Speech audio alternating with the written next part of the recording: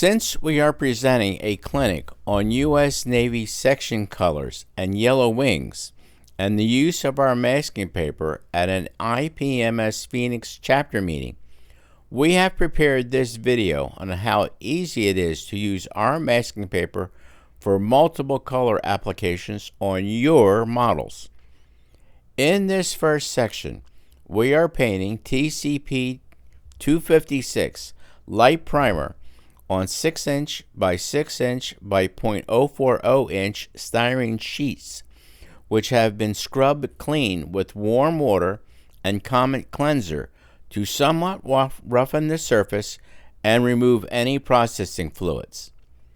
Styrene sheets are notoriously difficult for adhesion of paint, is why we did the washing beforehand.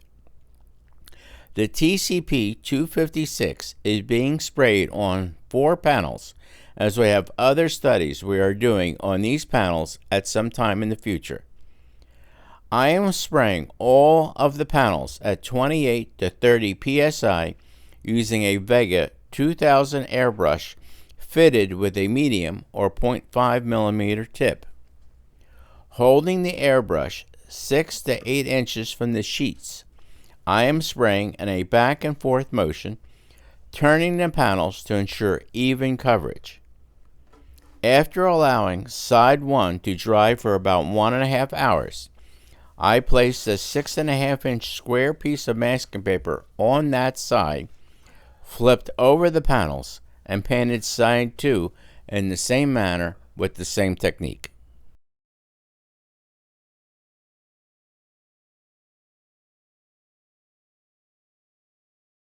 Picking one of the prime panels at random, I am now ready to begin the study of our masking paper in conjunction with all 6 of the U.S. Navy section colors and the yellow wings for all pre-1941 U.S. Navy aircraft.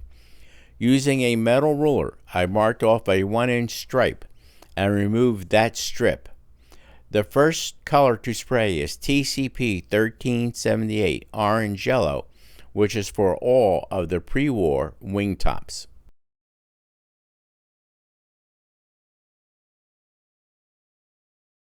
I cut about a dozen 6.5" by 1.5" strips of masking paper in preparation for this study.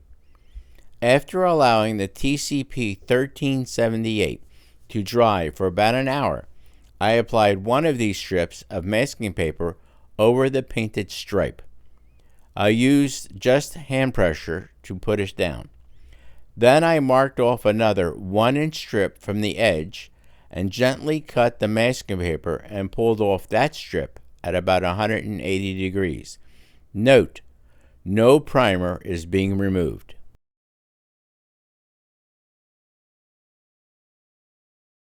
TCP 1383 Insignia Red for the USS Yorktown is the next color to spray using the same technique and the procedures as I used previously.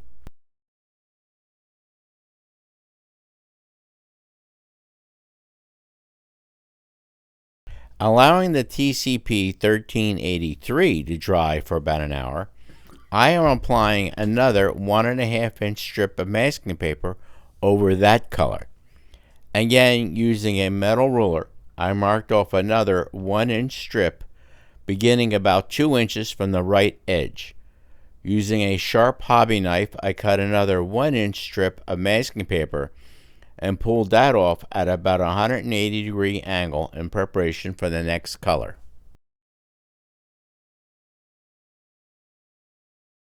TCP 1381 Insignia White for the USS Saratoga is the next color I chose to spray on the panel using the same technique and procedures as before.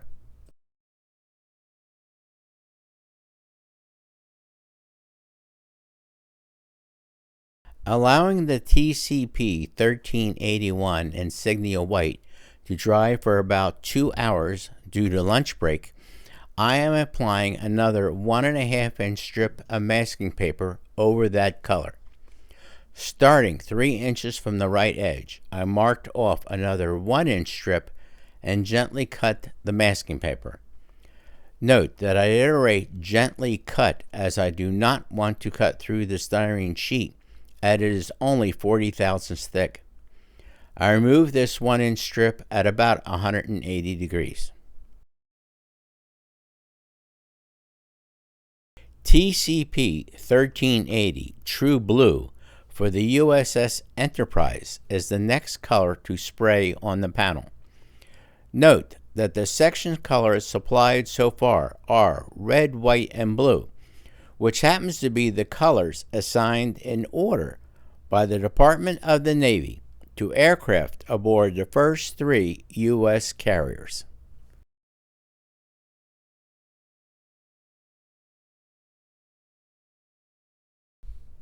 Another hour has passed, and we are now ready to mask the TCP 1380 True Blue, so we can spray the next section color.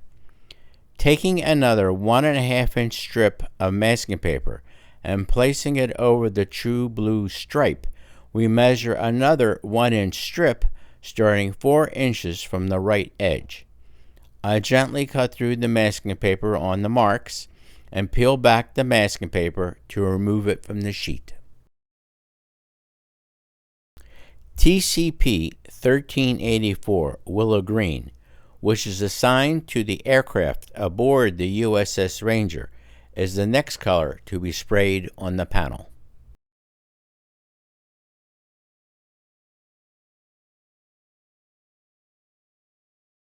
We left the styrene sheet with the 4 section colors and the orange yellow for the wingtops already sprayed to stand overnight. Now I am ready to mask the TCP 1384 Willow Green in preparation for the next section color. As we have done several times in the last sections, I place a 1.5-inch strip of masking paper over the Willow Green strip. Now, starting 5 inches from the right edge, I mark off the last 1-inch strip on this side of the styrene panel. I cut the 1-inch strip and remove the masking paper. TCP 1382 Insignia Black is for the aircraft aboard the USS Wasp. I spray this color in the same way as all the previous colors in this study.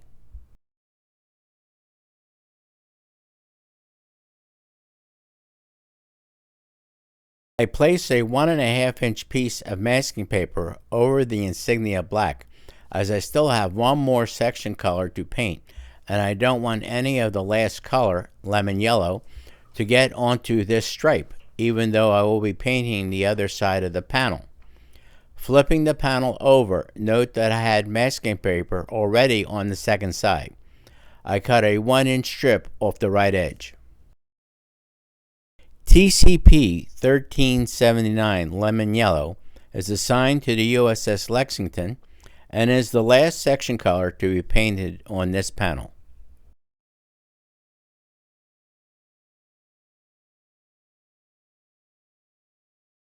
After allowing the 6-inch square styrene panel to sit several hours, I am ready to remove all of the paint masks. Note that the masks on side 1, which has 6 1-inch stripes of various colors, have been on that panel for at least 48 hours, and that the very large section of masking paper left on side 2 has been on for about 3 weeks.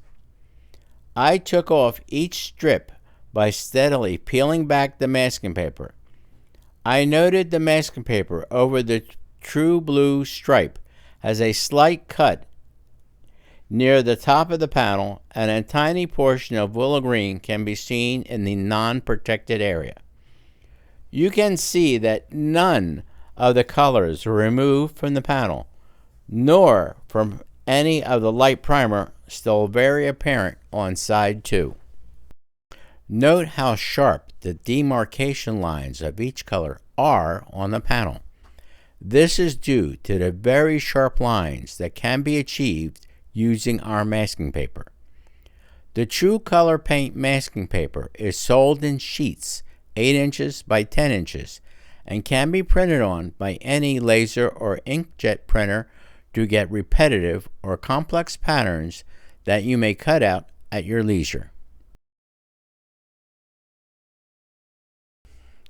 If you have any questions about techniques explored in this how-to video, or general questions pertaining to the use of any Tru-Color Paint products, please post your questions below.